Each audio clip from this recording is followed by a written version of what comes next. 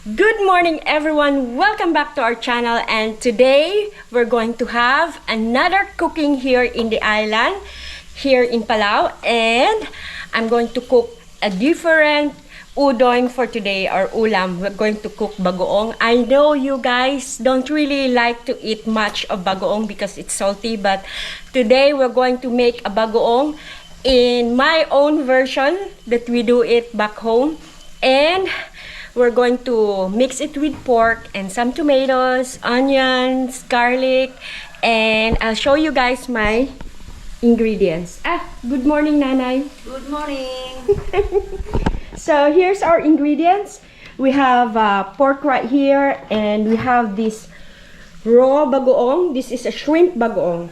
It's a salted shrimp fry, they call it.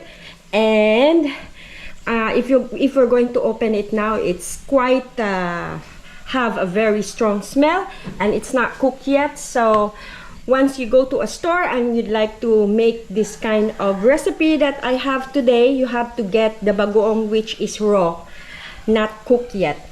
And we also have, guess what? I found a very good tomatoes. We're gonna have tomatoes, onion and garlic to mix with it, and then we're gonna use sugar as well to balance the salt in the bagoong. And I'm using ungranulated sugar, which is sucraless, low calorie, what you call this, sugar, suka. But you know what you're going to do? If you don't have this, you can use the normal brown sugar that you have at home. And I'm going to use a healthy oil as well. I know I'm cooking a food which is not very healthy, but at least I'm going to make it a little bit healthy. And we're going to use also some vinegar. And that's it. So we're going to prepare it now, and I'll see you guys. But what I'm going to do is, we're not cooking right here inside because the bagoong is quite strong. It's got a very strong smell. So I'm going to cook our food right here outside. Oh, look at this. There are some shell from the crabs. So I'm going to make it over here, or I will find somewhere where I can cook my bagoong. Beautiful day in the island. Come on, join me. So I'm going to cut this pork in a small size, not very big. Make it like cubes, just small.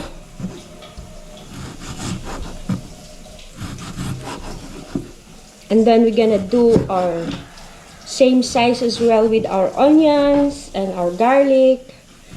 So I'll show you later, guys, when I'm done with this one. You know, when you're making this kind of dish, you really have to cook a lot of rice, because once you eat this one, it's gonna be not so much chili na. I'm going to, Nanay asking, you have a big chilies? Okay.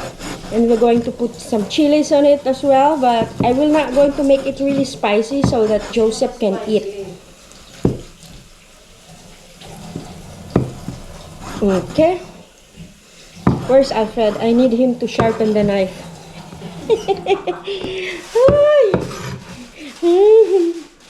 He's still sleeping. So in the other corner, Nanay is making what?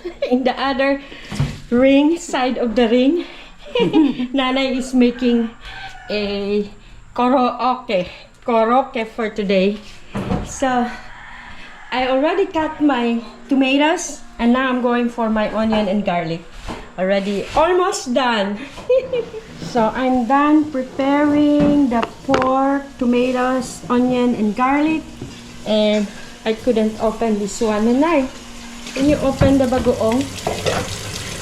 Cover your nose. Take out the liquid, right? Don't, No. no? You don't take out the liquid? Kuha ka lang ng bagoong. No, we're going to cook everything. All? All. Ay, Inday. Napakadami niyan. Kalahati lang. Only half? Ooy. Ano ka ba? Not everything? No. Uy, di mo. Uy, but look. Magtitinda ka? We have plenty. No. Madami yan. So this is madami? Marami yan. Naka-imbal. Okay. Bigla-bigla. Let me smell. Masyado ka excited sa bagoong.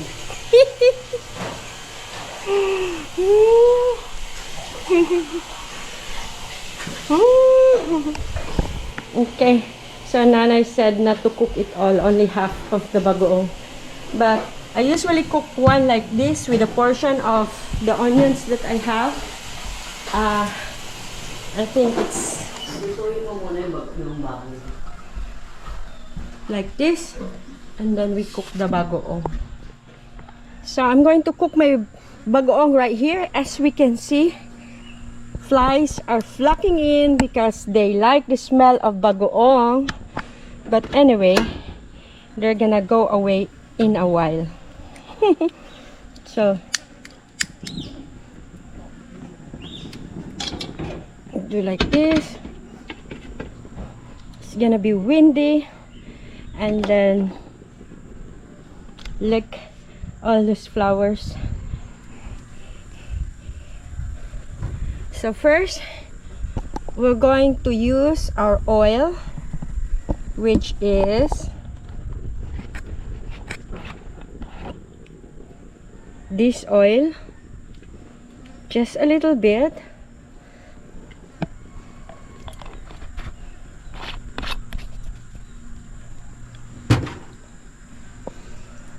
And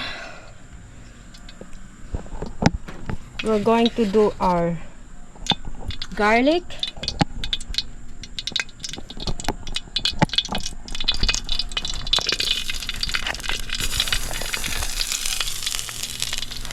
onions, and we're just gonna put it all together.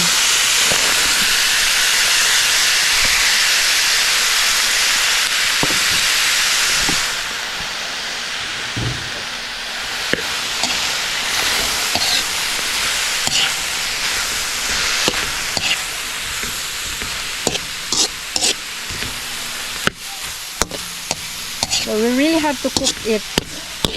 Ooh, I can smell the goodness of it. So I add a little bit of normal oil. We're cooking it like this. You really have to cook the spices before you're going to put your pork. You have to cook the tomatoes really well.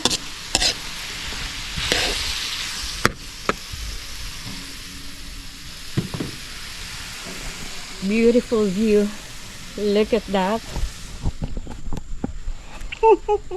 Hi. There you go. So I have to put the cover back because all the flies are coming over here. So when you're eating this one, after we're going to cook this bagoong recipe that I'm making, we're going to put it in a jar so we can preserve it, because if you put it in your fridge and every time you're going to eat fried fish or some boiled vegetable, you can put it as well on the side to eat like an appetizer. So we're gonna wait until it's cooked and then we're going to put our pork. So this is a local flower. Look, it's so nice. Auntie Yon is going to Pilelio and she's bringing this one. Look, birds of paradise. Ooh, look at that. So this time we're going to put pepper. We still have to cook the tomatoes, so the natural oil from the tomato will come out. Look. Needs to be like a really cooked. If you have sun-dried tomato and you have the long chili, which I have the long chili, but I'm not going to put chili on it so that Joseph can eat. And then now I'm going to put the pork. There you go. Put the pork.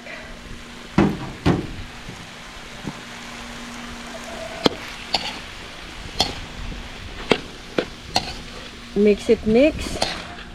Mix, mix, mix. We call it in Philippines, ginisang baboy sa bagoong. Or ginisang bagoong.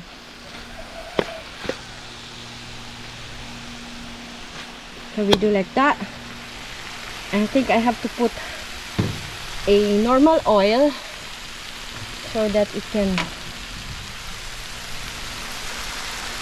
just a spoonful of oil.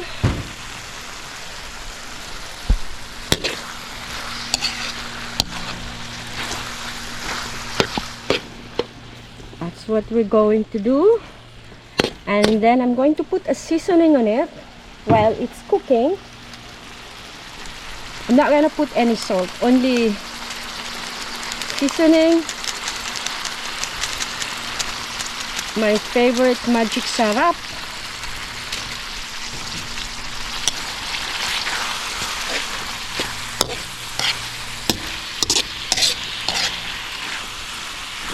Then let it stay there for a while.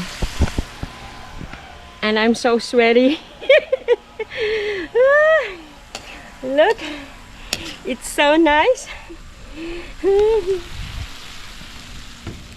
So let's check if how it's going. Ooh, smells really good. So we still have to cook it for a long time until there's no more like water. It's not watery anymore and it's just oil on it. And then after that we put the bagoong. So it's gonna stay here for a time being. Let me check if how it tastes.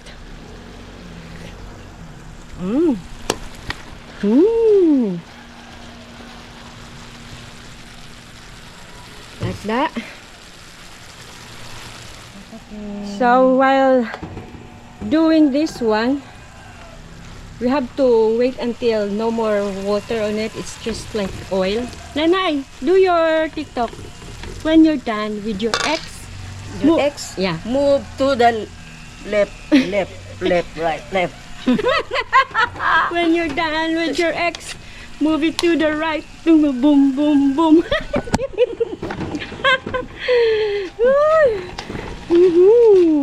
Look. What do you call this flower, Nay? Candle, I don't know. So beautiful, eh? When you're done with your eggs, move on to the left. Ah, okay.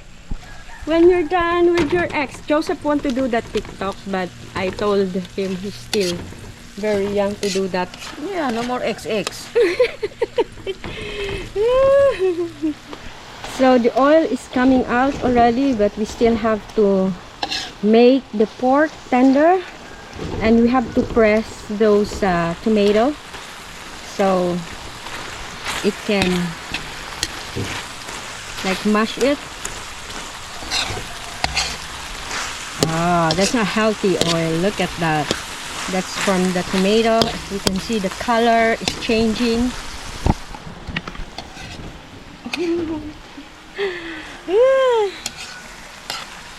It's gonna be a good day today with our special bagoong. So I'm gonna make the meat to become more tender before we're going to put the bagoong. Smells Look, really good. Nala, you focus over here. You see? It's getting oily already and our pork is already cooked. So this time, this is the right time to put our bagoong gong gong. There you go. So this is our raw shrimp fry bagoong. So I'm going to do that. Halatin mo muna. Only half first. Okay.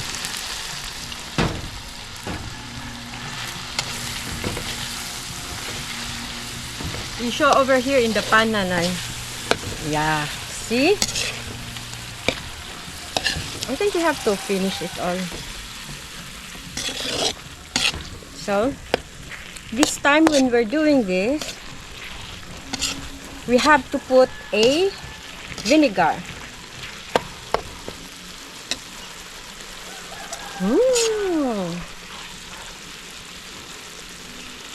Have to put vinegar, Filipino vinegar. Shout out Dato Puti. So you have to put like that to preserve it. Only one, right? It depends on your liking. And then we're going to put a sugar baby. This one. So the good thing with this sugar that I'm going to put, you can actually put a normal sugar, but this one, very sweet. now this one is equivalent to 1 scoop like this is like 5 tablespoons of the normal sugar already. So this is a diet. Okay, we try first before putting all the sugar. Smells really good now. And then I have to taste it and see.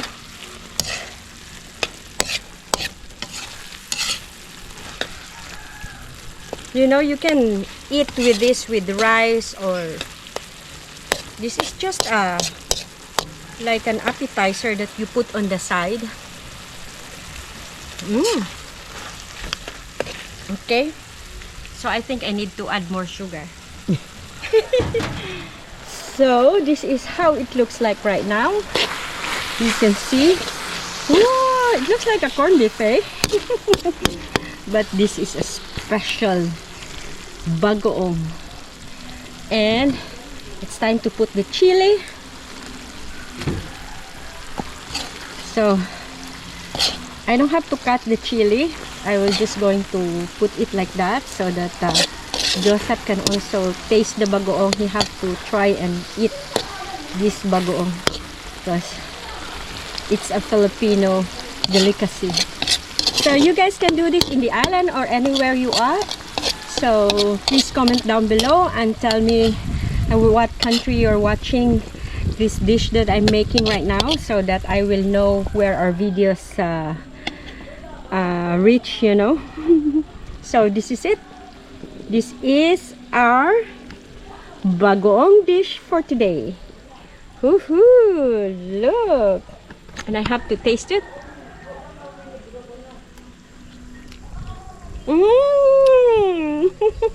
You can eat it with rice, and if you have a green mango at home, you can also eat it. So when I put the sugar and the vinegar in it, it's up to you how you balance it. If you want it like sweet bagoong or just in the middle, you can do it by yourself the way you're liking. So this is it, and thank you guys for watching.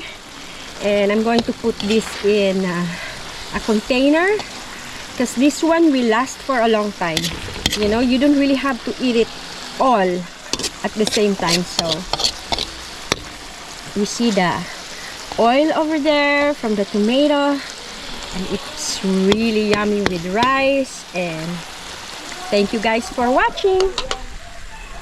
Please don't forget to like and subscribe and hit that notification bell. And if you'd like to check our join button in our channel, you can also join us here in the island.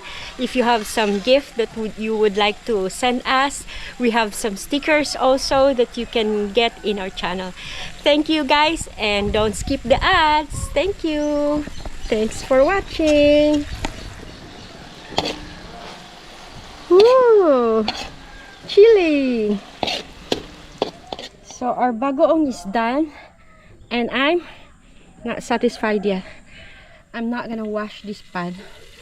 I will going to put an okra.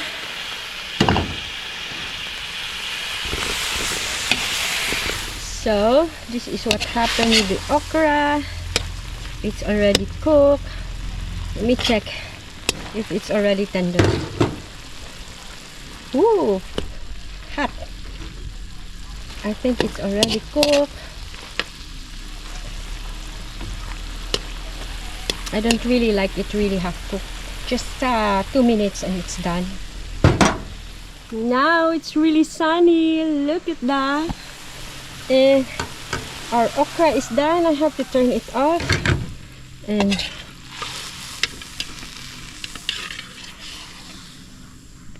put in the plate.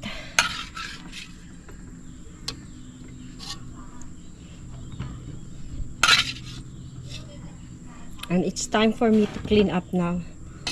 And I'm going to show you guys how it looks like. Beautiful okra with a beautiful flower. So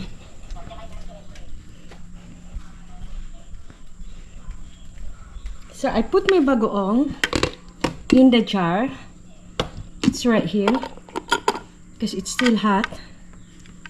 This is how it looks like right now. That's our bagoong, and this is the okra that I have. You can dip it like this and then you can eat it. Yummy, yummy. Thank you for watching.